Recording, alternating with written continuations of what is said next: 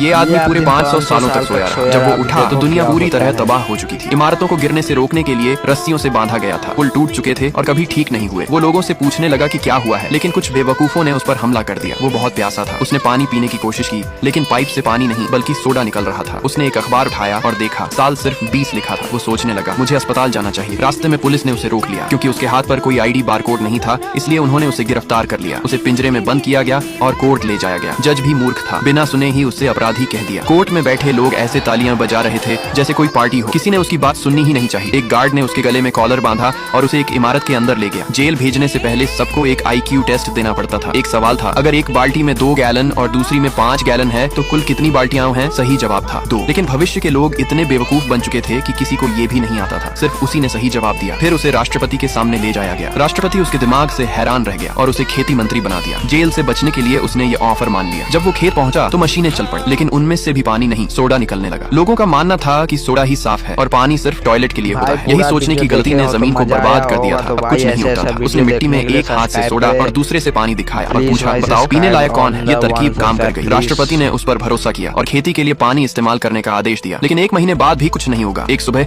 हजारों लोग उसके घर के बाहर जमा हो गए। वो सब सोडा कंपनी में काम करते थे क्योंकि उसके फैसले से सोडा की बिक्री गिर गई थी और कई लोग बेरोजगार हो गए थे। उसे सजा देने के लिए राष्ट्रपति ने उसे एरिना भेज दिया, जहां उसे हथियारों से लैस कारों से लड़ना था। लेकिन तभी स्क्रीन पर फसल उगने की तस्वीरें आईं और सब लोग हैरान रह गए।